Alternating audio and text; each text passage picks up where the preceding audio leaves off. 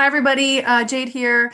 Wanted to jump in. We've got a quick bargaining update for folks on local table. And we also have a bargaining survey that we're going to launch today. So I just wanted to touch base with folks and kind of walk through that survey. I know sometimes the surveys can be a little bit confusing without a little bit of context. So we're going to have a new survey coming out. It's going to have 3 questions on it. I do want to just note real quick before going into these questions. We are asking these questions because we received proposals from management last week. I want to be really clear on that. Just sometimes when we launch a survey, people think it's because we're passing a proposal. So I just want to be really clear. Management passed a proposal. We have not agreed to the proposals. We are getting your feedback first and foremost, and based off of what you all want, we will take our marching orders forward. So again, we have not agreed to these. There are a couple of big changes coming in proposals way late in the game. One of them is even coming past the allowed time frame to pass new proposals. So we were pretty surprised to get that last week.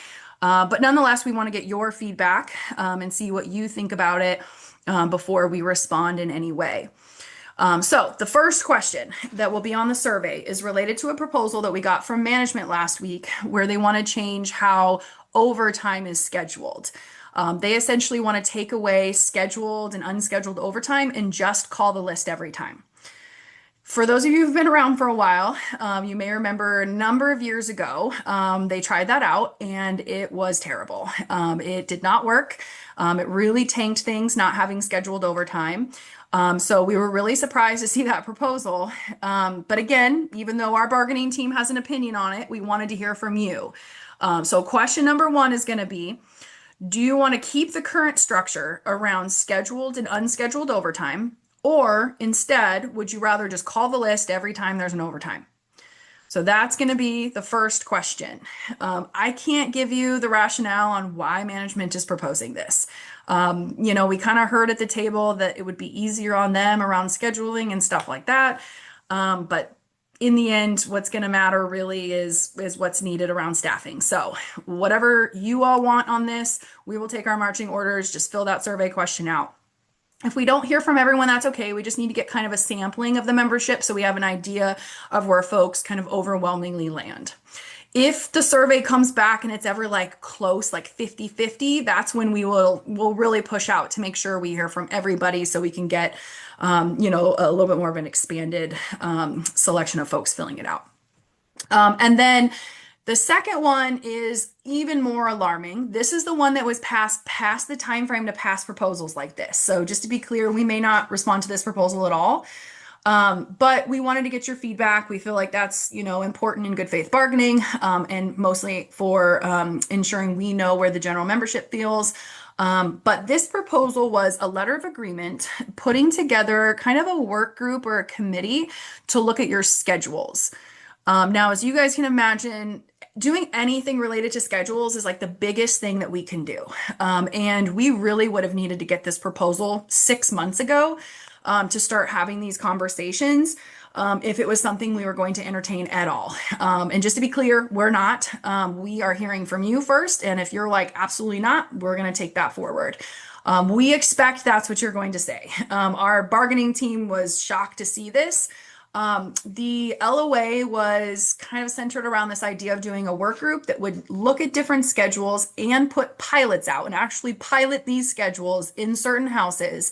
They didn't say which ones, that's still to be worked out, in certain houses, and then in the end, implement whatever one worked better. And as you can imagine, the idea of changing schedules, not something that we can look at. There was some kind of indication that management felt like schedules were causing the overtime issues. To be clear, from our perspective, schedules are not the problem. There was a problem with the schedules 8-10 years ago when we were on 1320s, and we changed it to the current structure because management said that was the solution. We were having issues on 1320s that we do not have under this current structure. There are other problems that are causing overtime issues, but I think we believe that moving to a schedule that is worse, that causes worse work-life balance is not the way to fix the overtime issues. The schedule that they are looking at is a waterfall schedule. For those unfamiliar with waterfall schedules, and I don't know exactly how this would work here, because again, we have not dove into this because we're not entertaining it right now in any way. So the idea is like maybe on like Monday, you might work like or you might work like 10 to 8 or 10 to 6. And then on Tuesday, you might work like 12 to 8 or 12 to 10, right? So your schedule changes each day. That's what they call it. It's like the waterfall effect. So it kind of changes. You don't have consistent days generally on waterfall schedules. What management passed was an LOA to kind of dive into all of the details, have this work group get into all of it. But it also said that then they would implement these pilots at the end. So as you can imagine, it is not something that we are comfortable agreeing to, nor will we. But we wanted to get your feedback. So question number 2 is going to be, would you ever consider a waterfall schedule? We expect we know the answer to that, but we want management to hear from the whole membership, the general membership as a whole, not just, the 6 people sitting on the bargaining team. So again, question number 2, would you consider agreeing to waterfall schedules? To be clear, the schedules are in the contract. So I think management kind of presented it in this way of this work group is intended so that, labor and the represented workforce doesn't get iced out of decisions related to schedules. Schedules are in the contract. Schedules are a mandatory subject of bargaining. There's not going to be any icing out. Not to mention that any issues that we need to fix around overtime, I think that the legislators have made it very clear all stakeholders need to be involved in that process. So we do not think we need to agree to an LOA like this to be a part of the process. That's not appropriate. We have a voice in that process already legally, being that it's in the contract and a mandatory subject of bargaining. So then we're going to ask one last question. It's not necessarily directly related to a proposal, but there's a lot of talk right now about how to reduce overtime. Because again, you guys, we don't want to end up in the same spot that we are in, that we just got out of, right? Session has ended, so let's all take a minute to feel secure in that fact. I know a lot of folks were a little nervous still until session officially ended, which it did about a week and a few days ago.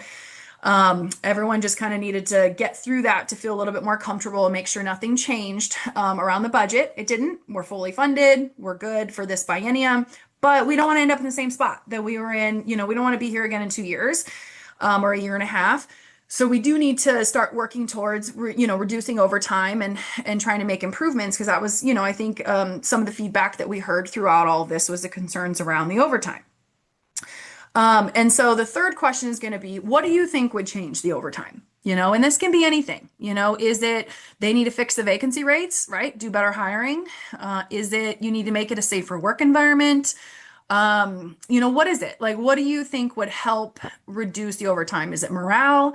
Because it really ultimately comes in down to the call-ins, and that happens for a whole multitude of reasons, including, staffing issues, people being exhausted, working around the clock. And then there's a lot of overtime attached to the vacancies. So what do you think would help with the overtime? So we want any and all feedback. If you've got a whole list of 20 things, put all 20 things in the survey. We just want to start getting an idea as we're kind of diving into, looking at this over the course of the next year or so. So we thought this was a good place to kind of put it in there because we do not ultimately think the schedules are the problem. So that's the survey that's going to come out. Couple of other updates. I know some folks have asked for updates on some of the bigger proposal topics like differentials, comp time. We don't have much of an update on that. Management has denied a lot of that stuff as of last week. We go back to the bargaining table on Thursday. We're meeting weekly at this point because we are so far into the cycle. The contract is technically expired, but we're on a 30-day extension. All of the state locals are, because we're not done with central table yet. So we have some more time. We'll be bargaining weekly through that time frame.